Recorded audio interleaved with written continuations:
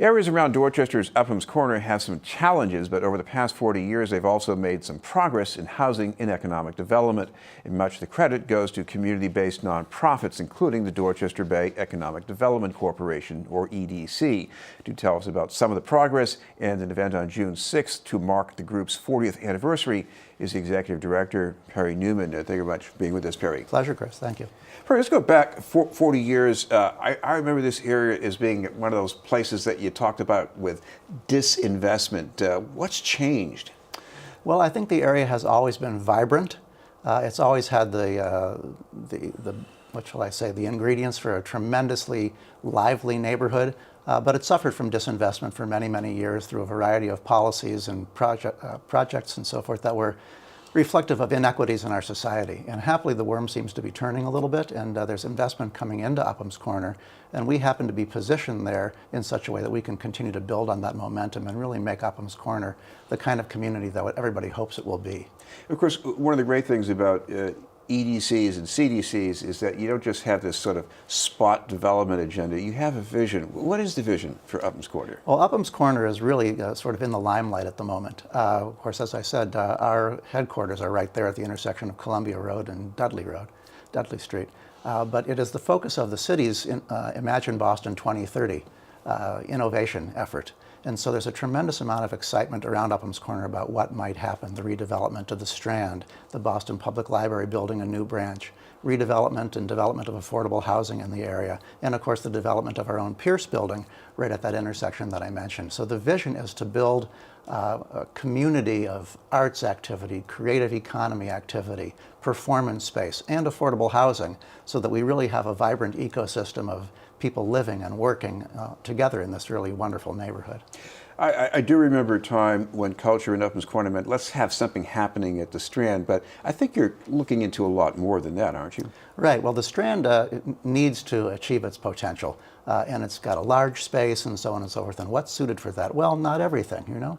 So the plan is to have a variety of performance spaces, black box theaters and so on and so forth. The library may have some community performance space, and we are nurturing artists and creatives at our own Pierce building. So the vision is to have space available for all levels of the performance and artistic community, not just a big space at the Strand, but lots of smaller spaces that are scalable for smaller businesses and smaller artist performances. You mentioned the Pierce building again. You had that wonderful portal effect of the Pierce building and the Masonic block right in the intersection of Dudley Street there. But 40 years ago, people said these buildings are white elephants, they look nice, but it costs a lot of money to fix them up and do something useful with them. How does an EDC, a nonprofit, make that more possible? Well, it's thankfully it's the confluence of a lot of policy and a lot of vision. Now, there are available to organizations like ours various types of tax credits that are available to make historic properties come alive again, if you like. There are tax credits available for real estate investors, and there's debt that we're able to obtain, you know, through our own credit worthiness, and an investment from the private market as well for low-income housing tax credits. So it's a rather complex capital stack, as the saying goes in the industry, and it is uniquely suited to partnerships between nonprofit firms such as ourselves and private investors who want to achieve some tax benefits but also want to do good in the neighborhood. This is Being the News, and we're talking with Perry Newman from the Dorchester Bay Economic Development Corporation. What about the vision for that building? I mean, what would work there, bring in the necessary revenue and help the neighborhood? Well, really good question, because rents are rising very quickly in the neighborhood as people begin to discover, this is only 12 minutes from downtown by the MBTA.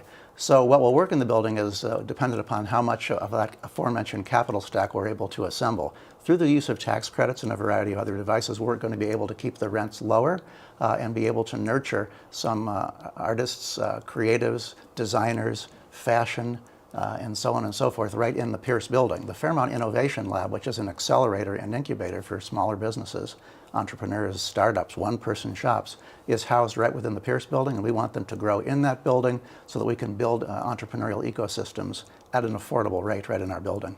Well, the past few decades, the Dudley Street Neighborhood Initiative has replaced a lot of the housing stock that was previously lost, but there's still some vacant land there, and you're looking at some land right near Upham's Corner Station. We are. In fact, we have a very exciting project on which we hope to break ground this summer called the Indigo Block.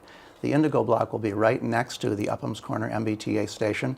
We hope to have a walkway right onto the platform from the development, 80 units of mixed income, affordable housing, 9 units of home ownership, and 20,000 square feet of light industrial commercial space. So we're really going to have an entire community, if you like, right next to the transit line, which will enable people to live where they work near where they live, get downtown if they need to, and really provide a needed boost to the neighborhood. Well, there are more things that we couldn't cover, including the Commonwealth Kitchen, but you do have an event coming up on June 6th at the Kennedy Library. Raise some money to talk about what you've been doing. Tell us a bit about that event. Well, thanks, Chris, for the opportunity. That's our 40th anniversary, as you said.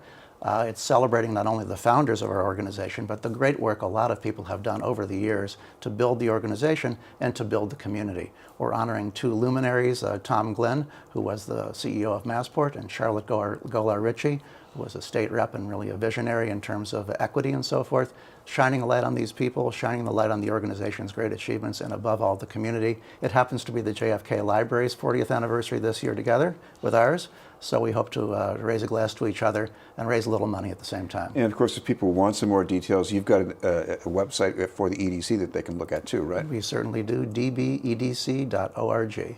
All right, thank you very much for being with us. Pleasure. Thank you, Chris. Newman from the Dorchester Bay EDC.